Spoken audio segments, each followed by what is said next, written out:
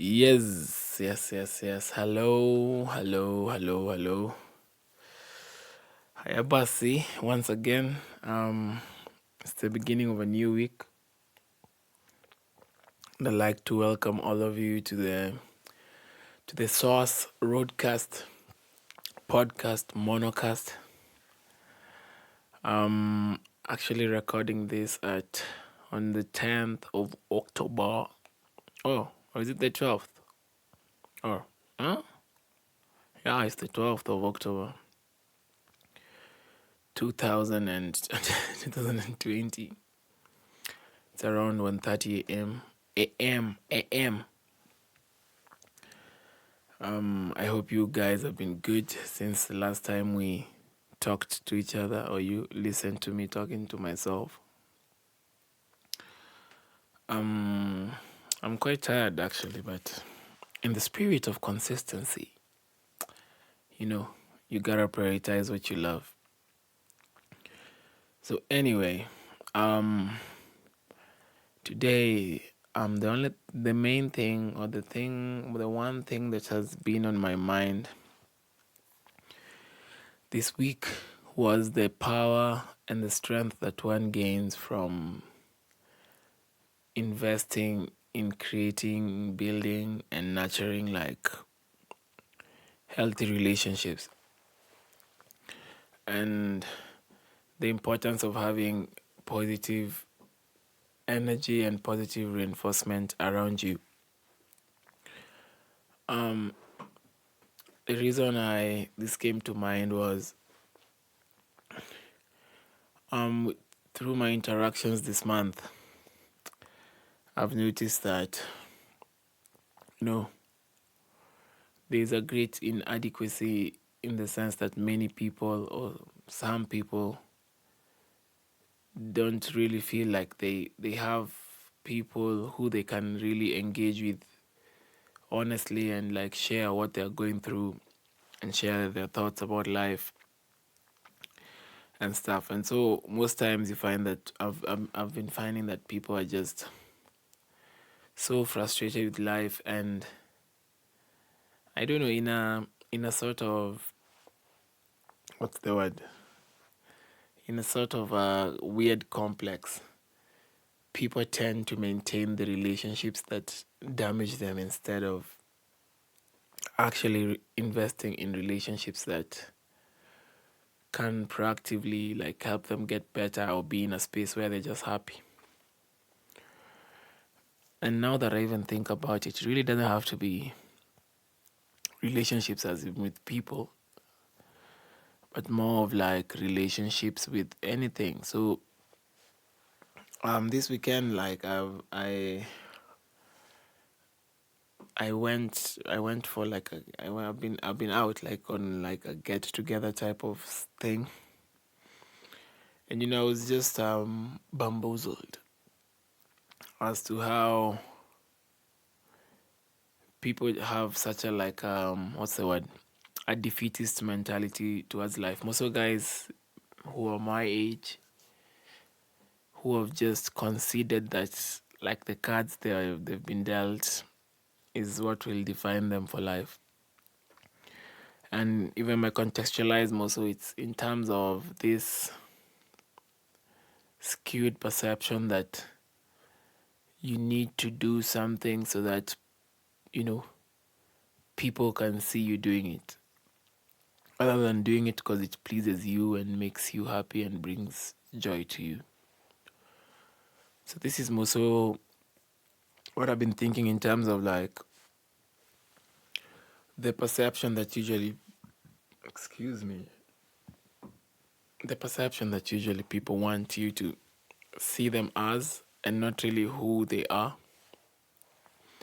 And it's only in rare circumstances where you get to see past someone for who they really are, because most of us are within layers and layers of deception, and we've really worked hard to deceive people of what we really think is of value in our lives.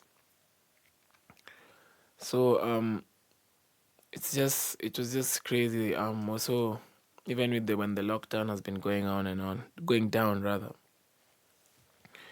So many people are like back to like drinking like it's a talent, and I was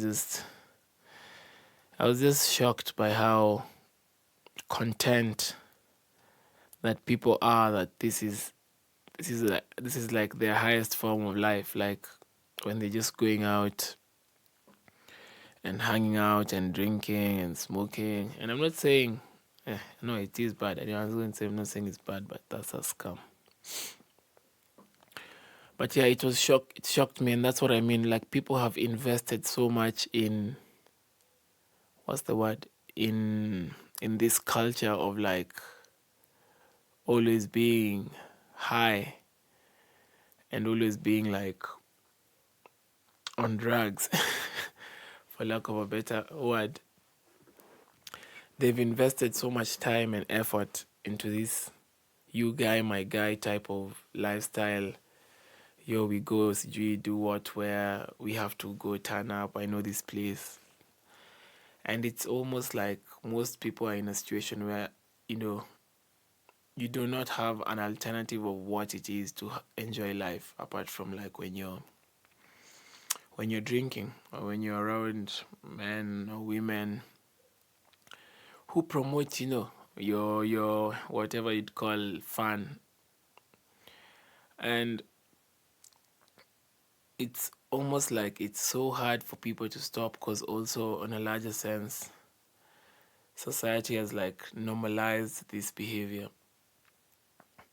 So in fact, you'd find that so many people suffer from these things, but since everyone is doing it, I mean, we might as well suffer as a group, you know. And a good example would be,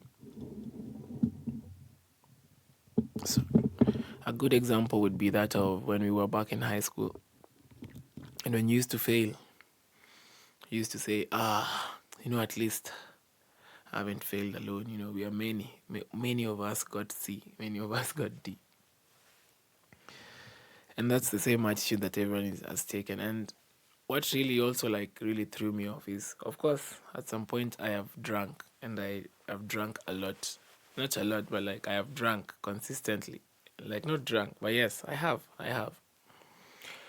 And just to meet people like after a while and just see how effective peer pressure is was very interesting and shocking to me at the same time. And that's what I mean, in terms of people are so invested in the wrong things. And I don't think there are two ways to say about it. Like, the wrong things more so in terms of especially the people you choose to be around. And so most of us have become so content with this drug culture. And you know, the reality is, what happens even on a psychological and a biological level is your body accepts the alcohol, the drugs, as a substitute for your joy, for your dopamine, as many of us might know, apart from maybe old guys. And so when you try to even talk about these things, it's almost like, yo, what are you saying, man? Like, what are you saying? Like, what are you saying? Like, what are you saying? Like, this is what we do. We work and then we go turn up. This is our cycle. And this is what we've accepted to be life. And so I was just asking myself, like, for those 8 months, what were these? Okay, probably you could still drink in the house. But like, as the government would say clearly, you know, drinking is not, it's a non-essential service, you know. And you find that even if someone wants to maybe stop, or like feels like this thing is draining me, it's so hard, because the environment that you've created and the people that are surrounding you are bent on enabling you. And it's a weird cycle whereby, let's say, they know they are addicted, not, yeah, addicted is a good one. There's no other way to say it. They know they're addicted, and they rely on you also being addicted. It's a group mentality thing whereby since all of us are doing it, then I mean it's not wrong. And the sad thing is, like, it's been made so normal, and it's really crazy, and you might just laugh or think it's subtle, but as I said in my last podcast, it's really unfortunate that most of us were saved by the pandemic, in that as things continue to open and become normal, some of us, some of our friends, some of maybe acquaintances, some people you don't know, will just die as a result of not being able to assert and control your will.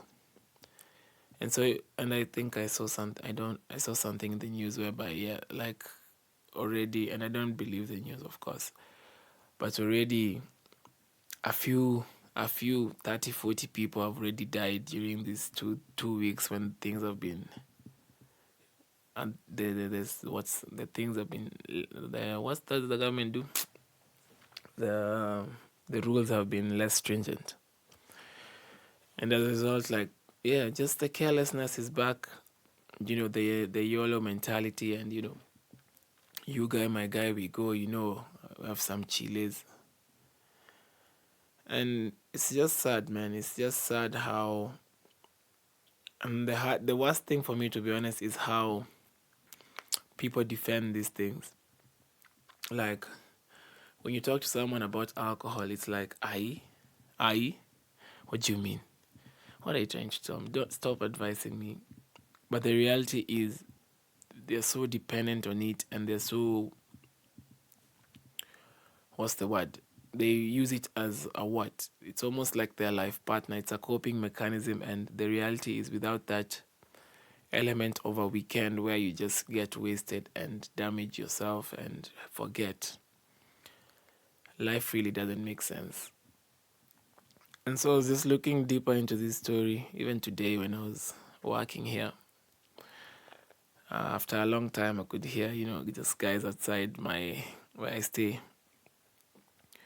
They are so drunk.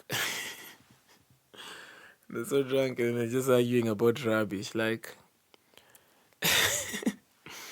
it's just funny, man. It's just funny how it's so okay. And like, I just don't know how we got to this. I need to do some research on how. Because I mean, and one thing again, I'd maybe have to say is, I don't think the problem is the drugs, or like the alcohol, what you'd call drugs, any mind altering substance. But the problem is more of like the person himself, and at what state of mind are they when they are choosing to take these drugs. And that was like even what I thought deeper about, because alcohol has been there from the beginning. There's been traditional brew, there's been this processed brew, and you find that it's not like people are put in a situation whereby you're forced to drink when you start. In fact, the irony is, for the first 1 year, especially if you're someone who drinks hard liquor, alcohol is a struggle. It's a struggle to get used to. And I think most of us can attest to that. But because of how it's been normalized, and how society, sorry, and how society has made it be cool, let me say it like that, has branded it really well, it makes it so easy for you to what, to resist, or to like look, to what's this, say, to put something, a blind eye to that pain that you experience, and that literally your body fights you. From when you drink it, your tongue is like, my god, this is a chemical reagent. From when your throat, you have to don't know, take it with a chaser or get some ice cubes, Okay, unless you're those cereal drinkers where you just have your mouth has already adapted. Your stomach complains, you know. Some people puke, they vomit. But still, and you see, it's funny because, let's say, let me give you a simple, like if you put your hand on top of a fire, it reminds you, it gives you a stimuli that's like, this is not what you're supposed, this is wrong, this is dangerous. But when some of these drugs give us the same stimuli, we have somehow convinced ourselves that it is not stimuli, it's, I don't know, it's a high, it's a part of the process. And it's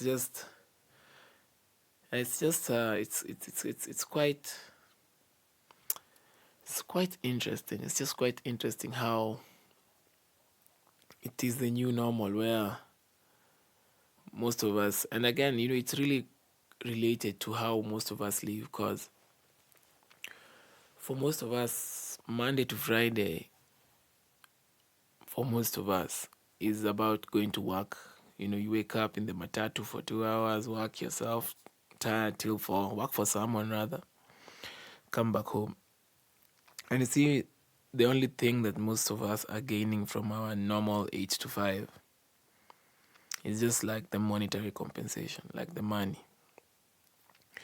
And aside from that, maybe I'm sure there's some good jobs, I won't generalize, but majority of us, you're working to build someone else's vision. So if you're part of a company or part of a what, you have no input in terms of the direction or the vision of the company. All you're doing is offering your skills in exchange for some money. And so I think that's what really also drives us to try and chase this quick high or quick sense of joy and satisfaction, or rather, like I say, an illusion of satisfaction. And that's why by the time it reaches Friday, knowing very well, when Monday arrives, it's back. People go hard to try and replicate what it should be to have like just a natural sense of joy and happiness. And so people really go out, go drink, go do whatever they want to do, turn up, do drugs, have sex, all those things.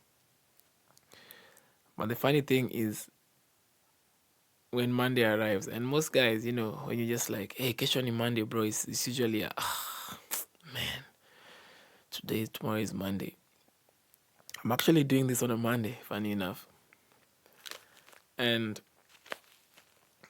I can attest for sure, like the moment you get out of that loop whereby you're not just slaving for 5 days, then trying to compensate. Because I think having joy should be a daily feature in your life. Having happiness, it's just like, I'd say, like, yeah, it should be just the way most things that we need to be alive and okay as humans, we have to do on a daily basis. If it's eat, if it's drink water, if it's to sleep, if it's to what, if it's even to go to the washroom and help yourself. All these things contribute to our well-being. Yet most of us choose to segregate our joy and hope you can somehow like do it in bulk on the weekend. And so it's just it's the realization that as a society, we really need to break that curse. And I'm sure all of us must know someone who alcohol has finessed their life. And the worst thing about these things is, I don't think anyone can tell you like stop, and you stop, especially if you're like an adult. And if you wanted somebody to tell you stop, just back to my first thought, you must have invested in relationships and people who would want the best for you, not what's the best thing to do for now or what's the best thing for the moment. And so it's crazy, even when you go to a space and you're like, I don't drink, it's like, whoa, whoa, whoa, that's so whoa, and it's crazy because people are making it sound like it's such a hard thing to do, like not to drink, and it's just sad, like how guys are content with like messing up their bodies. There's one thing I always say as a joke, like, in 35, your body is what's called deteriorates. Your body is matter. Your body is not eternal. And so for most of us, you end up working so hard, but also putting yourself in a situation whereby, you might not even be able to enjoy the fruits of your labor, if I might say that. And so today, I just want to encourage, yeah. I give you vibes for anyone who's really going through any form of addiction. I just want to tell you to, like, the mind is a very strong thing, and just the way you got yourself into that addiction. Remember, most of these things, maybe apart from maybe marijuana, even marijuana is still tough because your lungs just are not used to having balls of smoke in your lungs. So all these things really take some form of like having to condition your body to get used to them. And in the same way, and you see at that time it was the peer pressure and the negative reinforcement that made it look easy. And so if you invest almost in the opposite, where you look for people and environments which are giving you peer pressure to stop these things, like positive peer pressure, that would be like one way to really try and find clarity and peace and not be controlled by substances. And again, I don't think that alcohol is bad. I think it's people who are bad, because nature is constant and human beings we have the freedom of free will. And so, if you're in that position whereby, and it doesn't have to be just alcohol, like anything that you're deeply addicted to, you just have to just in the same way you put yourself. And again, in fact, this is just something I came across, I do understand that some people sometimes are born or are part of environments that they're really not in control of. But that is the power of the human being. Like, you can do whatever you want, but most of us just have a lot of fear, have a lot of insecurity, and have a lot of like sense of, yeah, this is my life, but there's always a but. There are so many dynamics to it. My parents, my what, and the crazy thing is, nobody owes you. No, you owe no one anything. Even your parents, they chose to have you. You did not apply to be to be born, or I don't know. I'd say, yeah, you did not. It was their choice. It was two adults consenting to have sex and to have you as their child, and you don't owe them anything. And the fact that most of us think that we owe people anything is, I think, one of the reasons that most of us are really not happy. And most of us also don't want to embrace the inherent power of failure. And so what has happened is most of us have just been living like sheep. And you think because you haven't experienced failure, you have succeeded. But in reality, it's just because you've experienced one dimension of life. And when I say failure, I don't even mean it like in the educational sense, but I mean it in the life experience sense, whereby whenever we as humans experience failure, we tend to really not even shy away from it, but try to, what they say, kuifagia under the rug. Like, I don't even, what is English? And so instead of embracing the failure just in as much as you embrace the successes, and when you succeed, you call everyone, yo guys, let me tell you about all my successes. But when you fail, you enter back into your cocoon and wait for the depression to subside. I don't know how to describe it. And so I feel there is a strong power in failure. And we should all, ironically,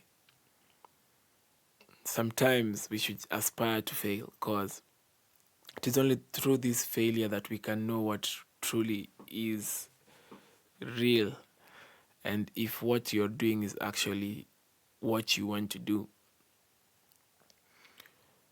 Again, a perfect example is my situation. I always say, again, quitting law school was probably the hardest thing I ever did, because throughout my life, from baby class to class, whatever, to Form 4, I'd never really experienced failure. School was okay, it was fine. We went through it. In life, I was okay, I had friends, I had a social life, And so when it came to this moment where I was alone, and that's the thing, like, you always think people care, but when things hit the fan, it's only those who truly see your worth that will be around you. And it's only those who see your worth who really doesn't matter whether you're succeeding or failing, but whether you're present and you're happy and you're alive is what matters to them, and not really what you're doing. And I'd want to just encourage people to really stop feeling like you owe anyone anything. It is God, if you believe in God, that decided you to come into this world, yeah? And your parents were just they're just a pathway for you to come into this world of the flesh. And again, I do understand that most of us who excuse me, who have grown up and are still with our parents around, I would gladly say yes. Most parents in our time have very toxic traits that they're not even aware of. And this is in terms of how they choose to impose their will and their life on their children, as if, I don't know, I don't know who they think they are. Okay, that sounds a bit harsh, but you know what I'm saying. Like, it goes back to you don't owe them anything. You do owe them respect, and love, unconditional love. But you do not owe them anything in terms of how you want to lead your life. And that is a personal choice. But most of us are not living our lives. By extension, we are living the lives we were given by our parents. And just because of being constantly conditioned about some certain way of living, constantly being conditioned, we have somehow reached a situation whereby you even thought you're making choices out of your own will, but not really. So most of us, most of the things we do, if it's the food we eat, if it's the God you praise, if it's your ideas and perception of life and what is right and what is wrong, is most definitely come from what your parents think, or the person who raised you, if it's your guardian or your friends. And so it is reached a point where now most guys are entering their 20s, and the reality is, deep down, they know what they're doing they're not happy with, but they choose to compromise on their own peace and joy and happiness for the sake of asserting expectations that were set to them from a young age. And the reality, and that is the sad reality, most times, even when, as you were told, like, yeah, education is the key to success, all that rubbish. Once people are mostly done with like school and they go into the the work environment. And in cases where, let's say, things go south, all these people will, even with uni, same thing. All your aunties and all your relatives will be like, hey, when are you finishing? It's good, we can't wait. And indeed, they can't wait, I guess. But once the graduation is done and the ceremony is over, and the next day you're in your bed, you realize all these people are pushing you, and it's not like they were really invested. They were pushing you because that's what they've been raised to do, and that's the experience they've also had themselves. And you see, one thing I noticed is, like, when you go against the current, the normal people really get scared. Because when you go against the current, you're just, by virtue of being alive, you're almost like you're like a living testimony that things don't have to be done in a certain way to achieve some results.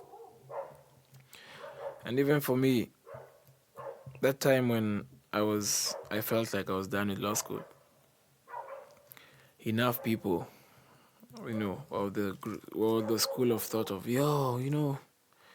Wanyama, just finish, you never know, papers, and all that nonsense. And for most of us, for whoever might have listened and relates, there are people who, institutions who, they really worked hard, for sure. They did everything by the book. Everything. But when they got out there to the work life, those jobs are not there. And even if those jobs are there, maybe it was so consuming in terms of what you have to do and how much it will take you to even progress career-wise. But all these things you're not told, and you're just given this facade of, yeah, when you finish, people with papers get jobs, and then you get paid, and blah blah blah and all that. And sometimes it even works out, let me say. It's not like, but for sure, a large majority of people finish school and the jobs really aren't there. And, if you think about it on I don't know what's the word, but if you think about it differently, the whole approach towards university, because in those ancient days, I think, the main purpose was to gain knowledge. Simple as that. And you see, gaining knowledge has nothing to do with validation. And so if universities were supposed to be the way they were, and I think there's a country which does that, you just go and learn. Just that simple. There's no need to examine you. There's no need to. You just go and acquire knowledge that you feel will add value to your life.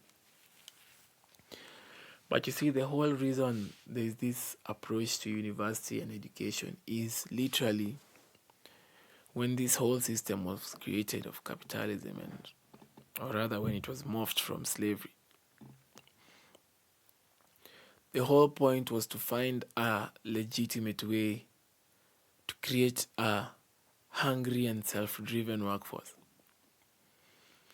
And so the irony is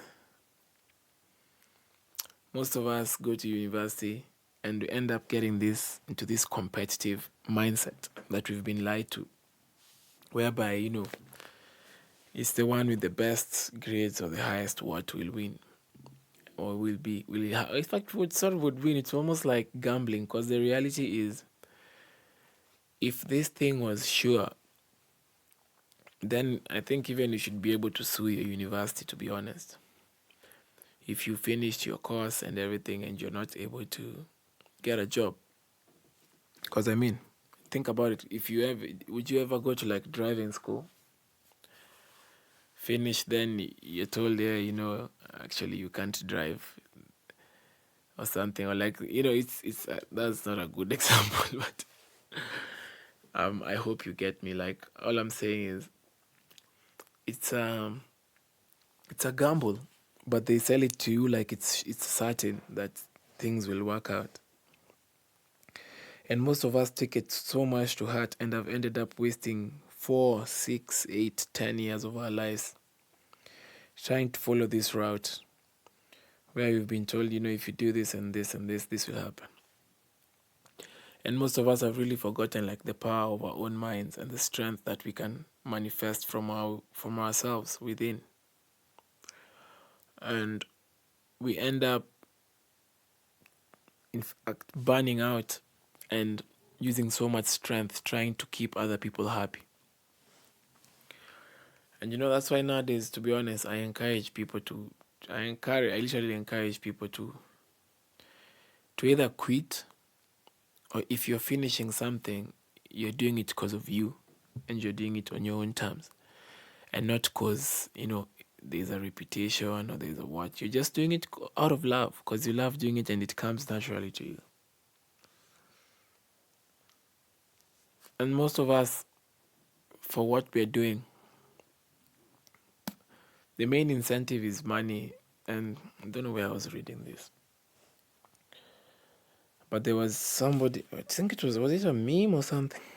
But this is what it said. It said,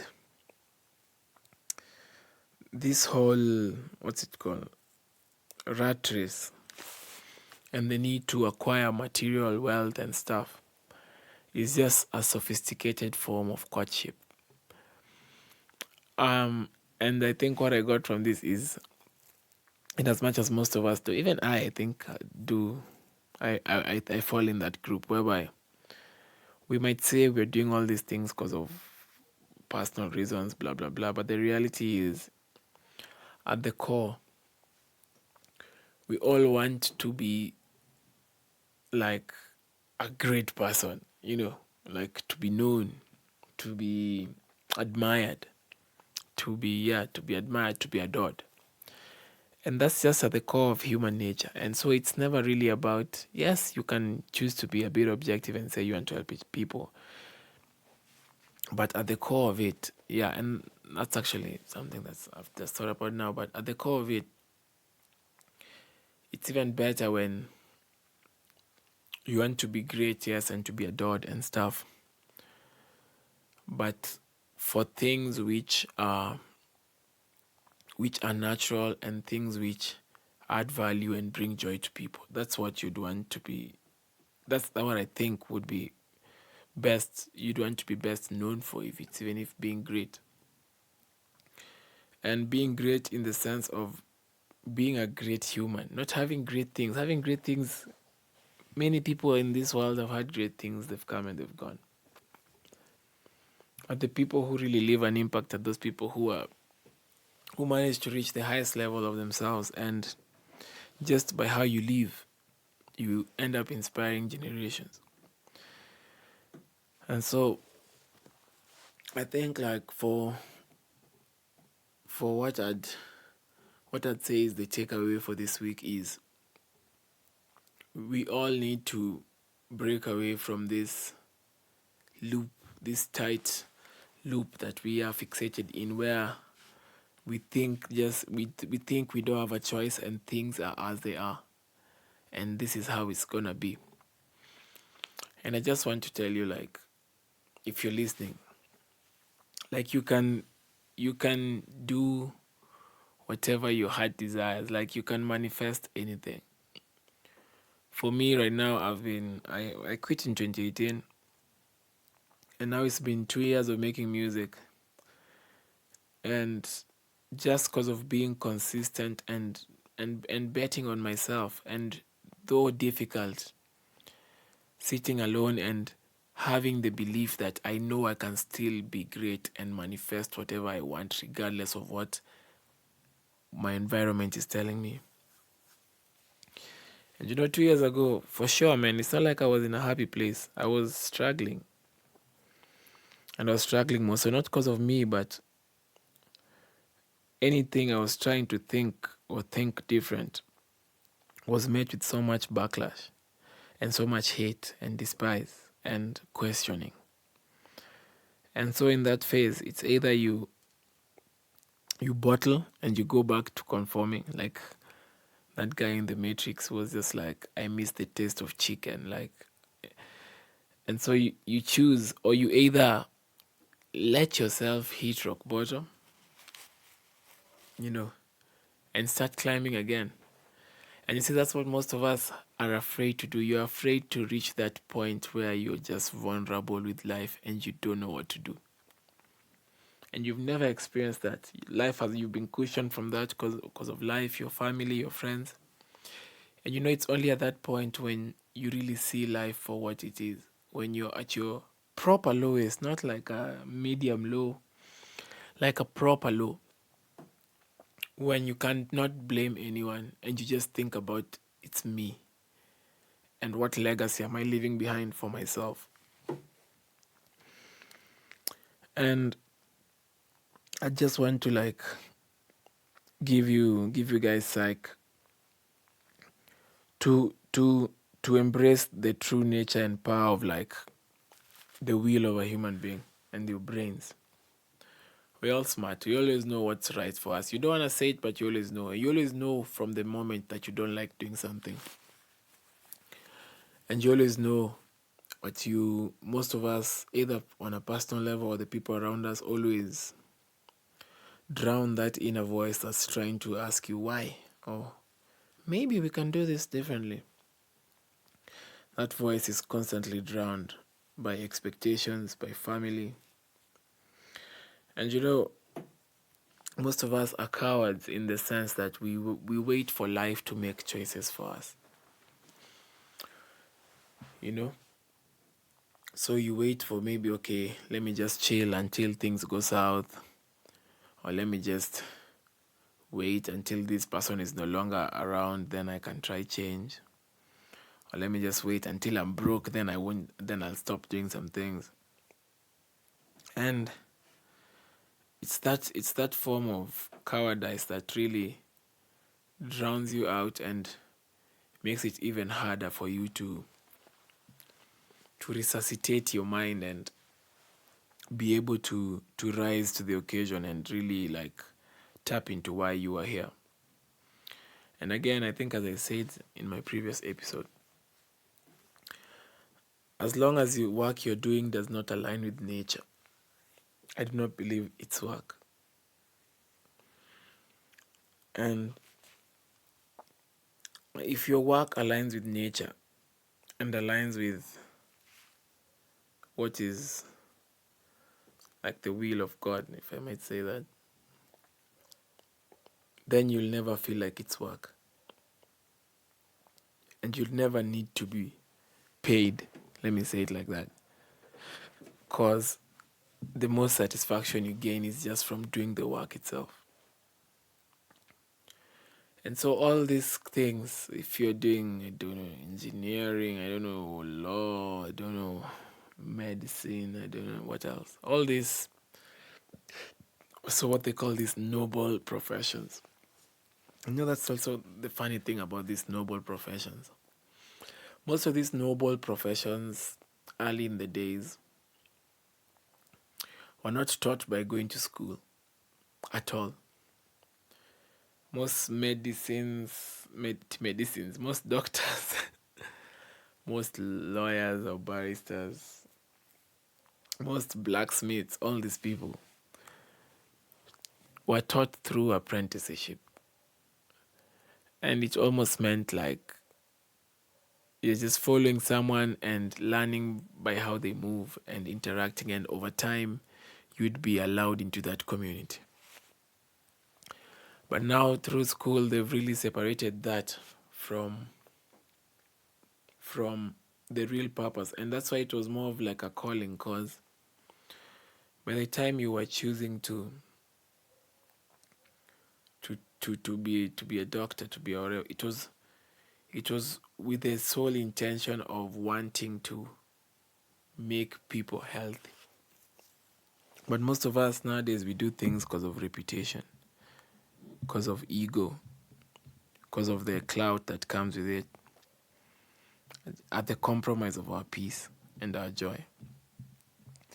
And that's why I always say, sometimes you might hate on the chokora you see, or the crazy guy with he doesn't look like he's showered and he has big dreads. And you're like, look at this guy.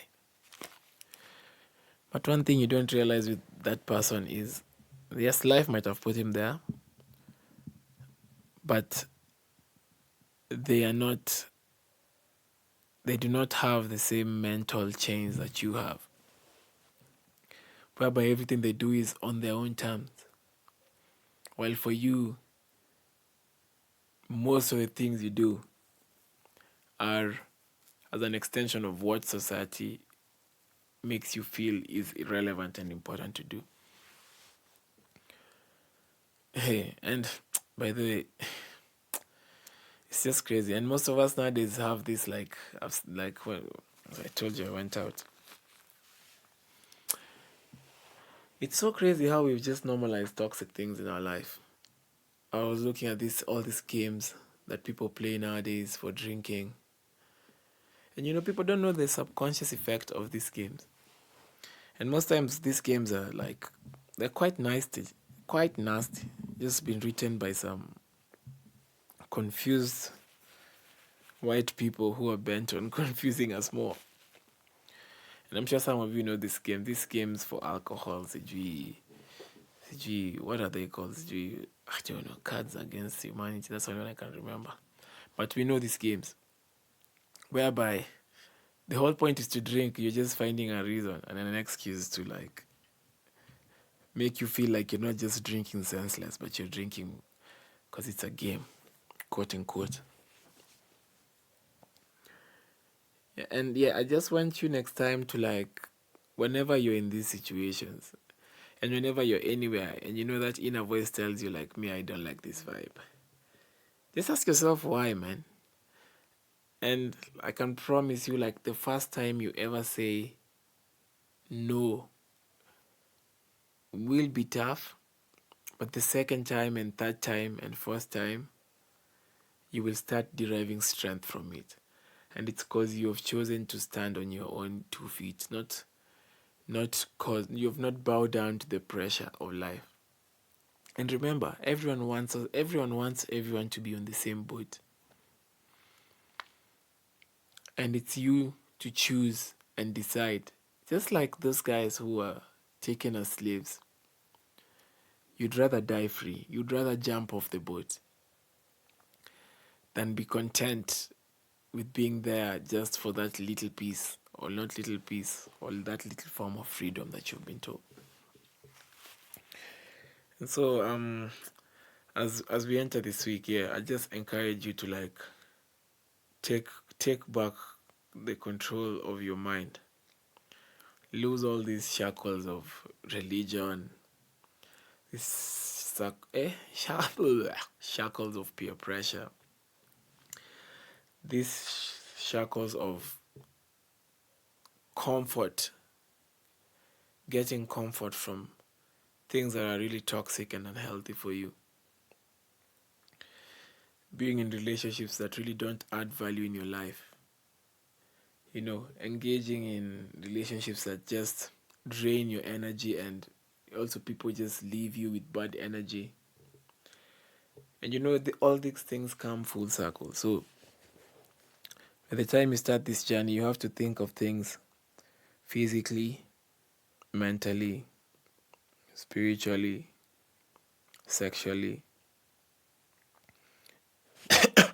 Don't think I've forgotten another Lee. But yes, you have to think about all these things like that. Because I see most people sometimes are like, yeah, I want to quit drinking. But the food you eat is just as bad, Or you want to quit the food, but the friends you have are just as bad. Or you want to, you want to grow, but you allow and you continue to allow the people around you, even if it's your parents, to dominate your thoughts and dominate your life in such a way that you shall never really be free to think for yourself. And I was telling whoever that, the funny thing about life is, even when things go south, people make sure like they're invested in such a way, if you make it, they can associate with you. But if you don't make it, you can't blame them. And that's just, if you think about it, unfair to most of us. Because you're incentivized to go in the wrong direction. Then when things go south, people are not there for you. In fact, what they do is they use you as an example. Hey, unaona ule kijana? Huh? That must be Bangi. And these people who talk rudely and talk harshly about Bangi. And mostly it's these very brainwashed Christians. Christians, man, you guys are what are making the world go wrong. Because most of us, I always say, are saved. How many billion Christians are there? And so I ask myself then, if all these people are saved, then who are the bad guys? Who are the bad guys then? Who are the guys bringing so much hate and deceit and negative vibes in the world? And I can encourage you, like, if even if you're religious, and it's okay to be religious, to be honest, I'm not saying it's bad, but most of us, our what we call religion has taken away from our experience of truly being spiritual and like tapping into the energy and being in one with God. Because I believe God is within. This story of God is up there in heaven. God is everywhere, of course, but for us, I believe that we all have God within us. And we are constantly trained and taught that we are normal and we are supposed to live average lives. And I want to encourage you, like, no, man, do not accept that narrative. And again, nobody will ever tell you to be great. Nobody. It's up to you to decide. Nobody ever changed this world by listening to people. Because the majority of the people live in fear. And they actually don't know if they're living, they're just existing. And so, this week, my people, I want to encourage you to be militant with your peace and your joy. And to assert, like, those small things that make you happy. And for the things that make you unhappy, even if you can't change them, make it clear to your environment and to the people around you that these things make you unhappy. And that is the first step, I think, towards freeing yourself from these shackles of the mind. And we all know, we might not all know, but with regards to our expectations, the only person you owe anything in this world is you. And the moment you really start embracing the fact that there's only one you in this world, then you will not accept, you will not concede that you should be just doing normal stuff. These normal things, these careers, what we call careers. And I remember I was talking to, is it Gash who was telling me? And he was like, bro, I was just thinking the other day, what is this they call an advancement, this modern world that they say we are living in, this modern white world, this European world that we live in. Because these people, they claim to be so intelligent, we claim to be so the smartest of our times. But yet the simple things that our ancestors and forefathers did, we still cannot replicate. Not even close. We still have not been able to build the pyramids. We still have not been able to find solutions to like these modern problems that we have. Most of the things in medicine, in health, are just extracted from what people used to do naturally. What they used to call primitive is what they're calling vegan and organic now. You should eat herbs, you should eat fresh food, some cooked food. And Africans, we did that for centuries, but they called us primitive. We used kikois to carry things for long trade. They call that primitive. And now, 1,000 years later, we are here being lectured about carbon footprints by the same people who brought all this vanity and negativity and the destruction of nature to us. And so as Africans, you should just realize that all the solutions for Africans are within Africa and within ourselves. And the solution is simple. It's just aligning ourselves with nature. Nature will heal you, nature will take care of you. Because once you're one with nature, you stop being with that arrogant attitude of you're in charge of nature. I don't believe we are in charge of nature. I believe we are blessed with the privilege of understanding it and the power to create. But we are still part and parcel of it and not above it. And I think that might be one of the most negative aspects of these Western ideologies that have been imposed on us, whereby people are beginning to think they're like gods or something. They think they can overcome nature and they think they can control nature. And I just want to tell you, like, the first step to freedom is submitting to the will of nature and accepting that you're not above it. Because many have tried and many have fallen and the world has not changed. Many have done the professions you're doing and the world has not changed. The world is still here and we shall come and we shall go and the world shall still remain here.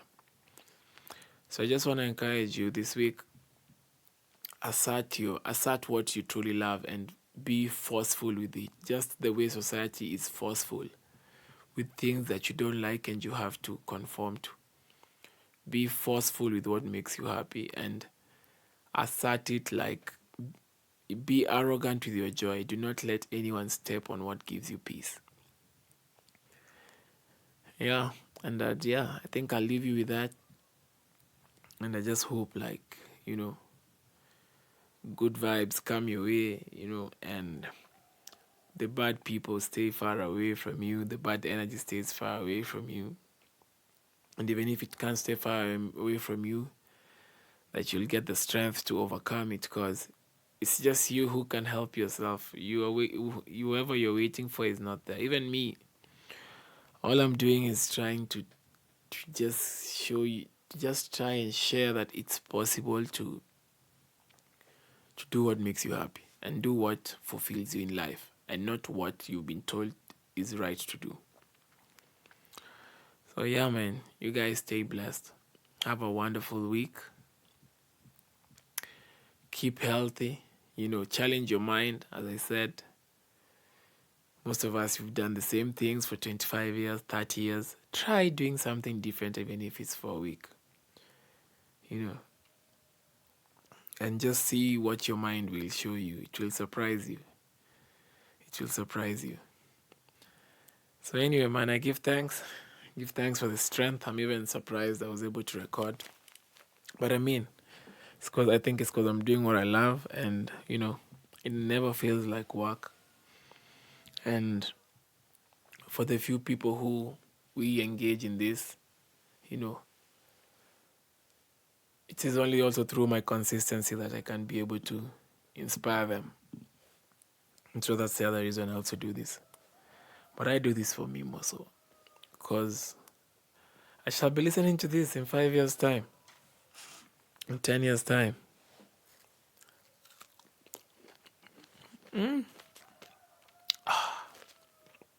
And I can be able to hold myself accountable about all the things I've been saying. So you guys stay blessed. Have a great week. And don't let anyone tell you nothing. Focus on your joy and your joy alone. And focus on and disappoint people. Shock people, please. Remember, Jesus was crucified by his own guys. So trust me, that doesn't mean because someone is family, because someone looks close to you, that they actually want the best for you. So family is not a matter of blood. In fact, it's a matter of, I don't know, like, it's not about blood. It's deeper than that. Stay blessed, man, and have a great week.